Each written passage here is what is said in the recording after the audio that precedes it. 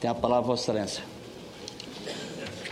Senador Tomás Correia, como ele bem frisou e eu também já havia dito, o senador Waldir Halpes tirou uma licença prevista no nosso regulamento para se dedicar à campanha política nesse período, já que ele é presidente de um partido e assume legalmente o seu suplente, que é uma pessoa de uma vida ilibada dentro do Ministério Público e de outros cargos que ocupou. É uma honra muito grande para mim falar nesse momento sobre a sua presidência, principalmente tratando-se também de um senador da Amazônia. Eu quero cumprimentar o grão-mestre do Grande Oriente do Brasil, irmão Marcos José da Silva, e dizer da felicidade de vê-lo aqui já tranquilo, depois de ter passado um pequeno susto. Quero cumprimentar o grão-mestre do Grande Oriente do Distrito Federal, que é o nosso anfitrião, o irmão Lucas Galdeano, o grão-mestre da Grande Loja também do Distrito Federal, o irmão Juvenal, que neste momento representa também a Confederação da Maçonaria Simbólica do Brasil, que congrega todas as grandes lojas deste país.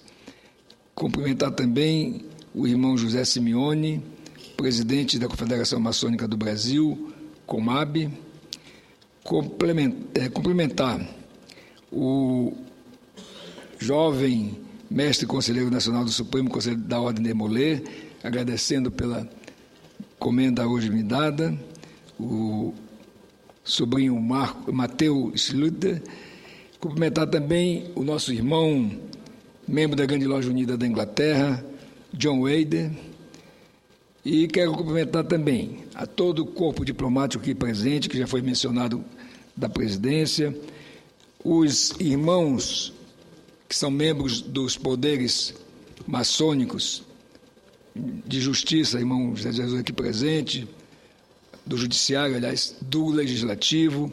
Eu mesmo tenho a honra de ser membro do Poder Legislativo da Maçonaria como deputado à soberana Assembleia Federal Legislativa. Portanto, é uma honra ser senador no mundo não maçônico e ser deputado no mundo maçônico. E eu queria começar minhas palavras pedindo permissão para registrar uma coincidência muito feliz para mim. Hoje, a minha loja-mãe, que tem o nome de 20 de agosto, completa 41 anos de existência. Portanto, eu quero mandar aqui um abraço fraterno a todos os irmãos da 20 de agosto, no meu estado de Roraima, e a todos os irmãos daquele Oriente, de forma que esse registro não poderia deixar de fazer, inclusive também de que, como parte da sua comemoração, está sendo feito um seminário em que vários palestrantes vão ter a oportunidade de falar aos irmãos de Roraima. Mas eu fico muito feliz de estarmos hoje aqui pelo 13º ano seguido, homenageando a maçonaria brasileira. Eu sempre me questionava, quando fui venerável da minha loja por 2 vezes, depois fui deputado federal inicialmente, depois tive um interregno e voltei a ser deputado federal também na Soberana Assembleia. Uma coisa que eu ouvia desde lá da minha loja pequenininha, lá no norte, era o seguinte: eu, como médico, ouvia dos colegas médicos perguntarem: mas o que é que de fato vocês fazem? Por que vocês se reúnem de maneira tão fechada? Aí, obviamente, que eu tentava explicar dizendo que nós tínhamos ações sociais, como, por exemplo, nós tínhamos lá em Roraima uma casa para idosos chamada Casa do Vovô, e as nossas cunhadas, que compõem uma instituição no Grande Oriente do Brasil, que é a Fraternidade Feminina Cruzeiro do Sul, faziam esse trabalho assim. Mas isso realmente não dissipava a curiosidade ou a dúvida daqueles não maçons sobre as nossas atividades. Aliás, curiosidade e dúvidas que até as nossas esposas têm. E aí o grão-mestre Marcos José disse muito claramente: nós precisamos ser muito mais comunicativos. Nós temos que ter uma interlocução com a sociedade de maneira mais forte. E foi por isso que eu convoquei, ou melhor, requeri a primeira sessão de homenagem, porque aqui é uma forma pública de se falar da nossa ordem. Porque, na verdade, ao contrário de mitos que existem na sociedade não maçônica, aliás, 2 mitos, um verdadeiro e um falso. Aliás, um bom e um ruim, ambos falsos. Um, de que nós nos reunimos a portas fechadas para prestar cultos ao Satanás. Uma mentira deslavada. Porque alguns veem, porque tem livros espalhados em qualquer livraria, às vezes alguns símbolos nossos, como, por exemplo, o caixão, que representa o quê? Um alerta a todos de que todos teremos o mesmo fim. Isto é, viemos do pó e ao pó voltaremos. E aí, alguns deturpam e interpretam dessa forma, que, aliás, vem de muito tempo essa história. A outra, também, crença que existe, é que a maçonaria é uma associação de autoajuda em que as pessoas entram para ter cobertura de tudo, em todos os setores. Outra inverdade, porque o verdadeiro maçom entra para a maçonaria para servir a ordem e servir a humanidade, e não para se servir dela, como alguns pensam. Eu entrei na maçonaria e acabou meus problemas. Acabou meus problemas financeiros, acabou meus problemas de... Quando isso não é verdadeiro. Nós damos, cada um de nós, a nossa colaboração para que, de fato, a ordem cumpra o papel primordial e histórico, que é o do soerguimento da humanidade, através da luta pela liberdade, pela igualdade, pela fraternidade. E a história mundial está cheia desses exemplos, desde a Revolução Francesa, da independência dos Estados Unidos e aqui entre nós no Brasil.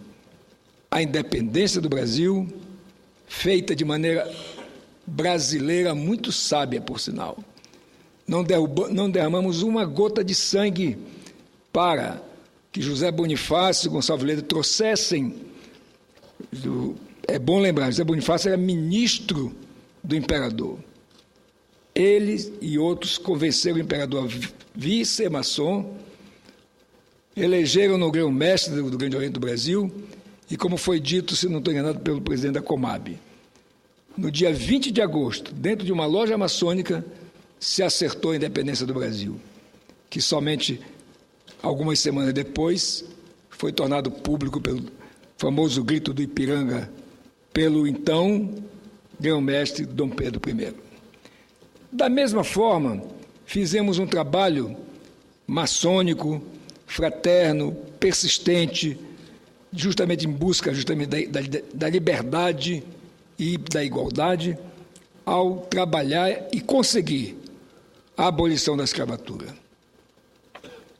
Muita gente pensa que o gesto da abolição da escravatura foi um ato de benemerência da princesa Isabel. E ainda bem que foi uma mulher que assinou o decreto. Mas, na verdade, foi um trabalho adredemente feito pelos maçons, começando, inclusive, por aqueles que já estavam na maçonaria darem liberdade aos seus escravos. E aqueles que queriam entrar para a maçonaria só poderiam fazê-lo se libertassem os seus escravos.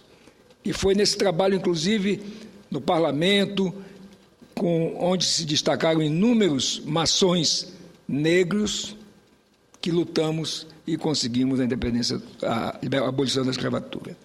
Depois, a corte, inicialmente exercida pelo imperador Dom Pedro I, depois pelo Dom Pedro II, se mostrou, digamos assim, distante da realidade do ideal que nós buscávamos de igualdade, todos sermos iguais.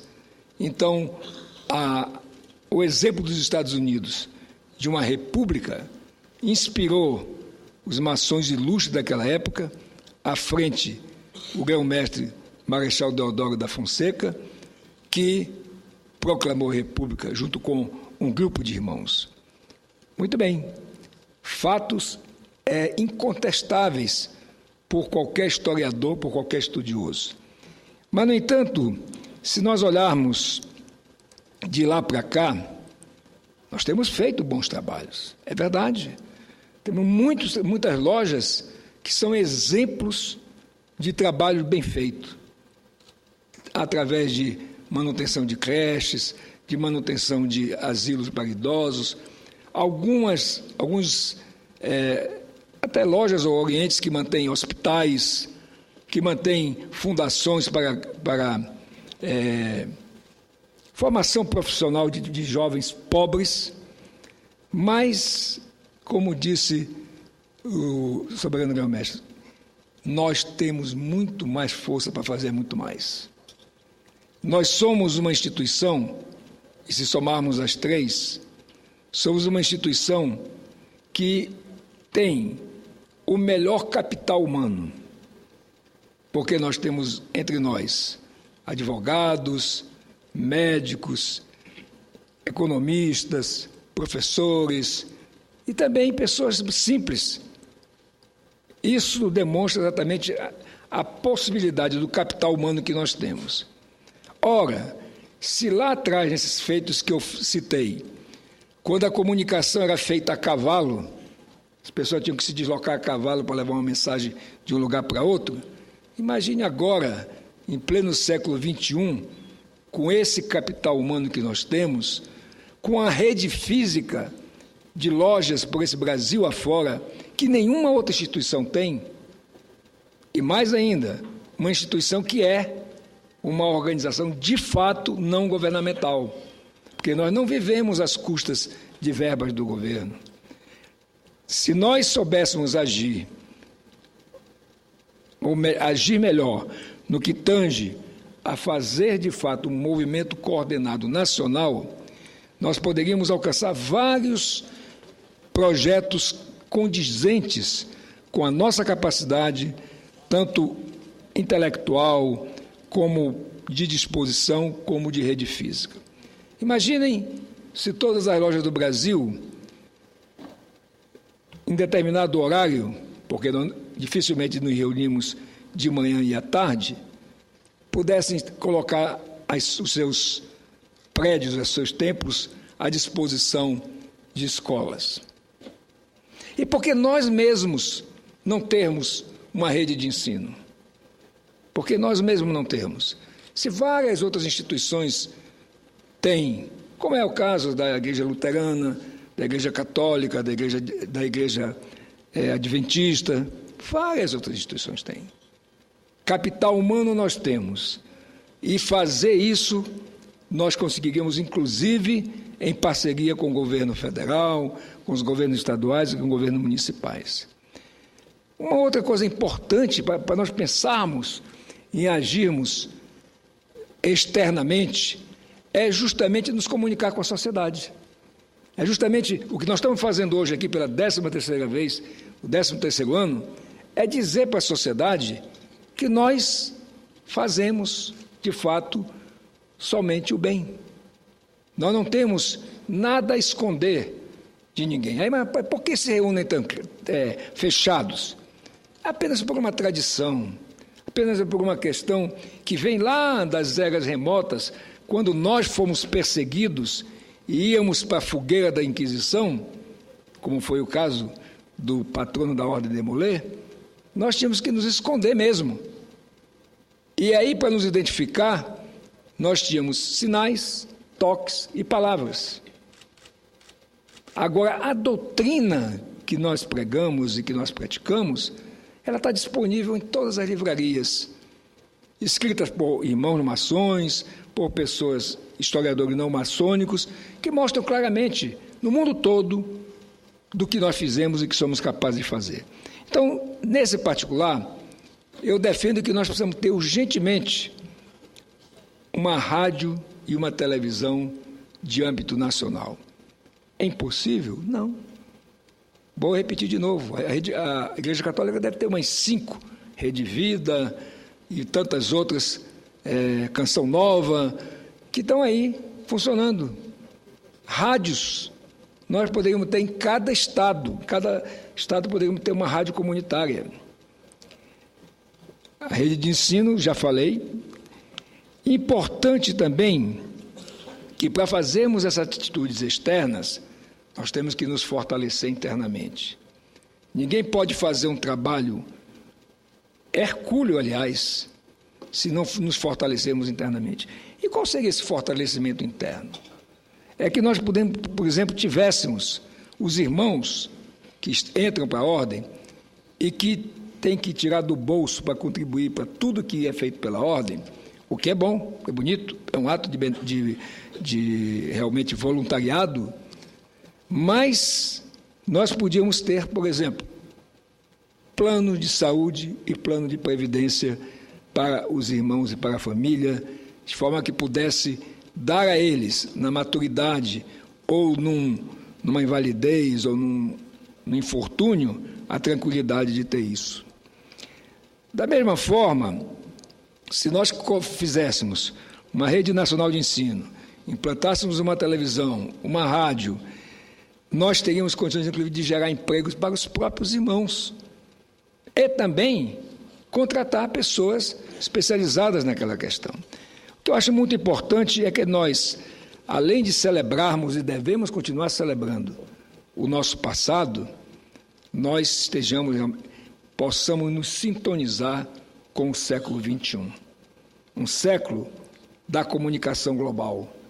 Um século em que nós precisamos, de fato, ser, como se usa muito a palavra, transparentes. E porque nós não temos realmente o que esconder. Mas ainda existem sinais, toques e palavras. Sim, existem também por uma tradição.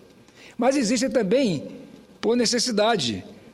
Porque se eu, por exemplo, que não sei um ideograma em japonês, chegar no Japão e fizer um sinal, der um toque ou dizer uma palavra, eu vou ser identificado e, portanto, ter condições de interagir com os irmãos daquele país ou de qualquer outro.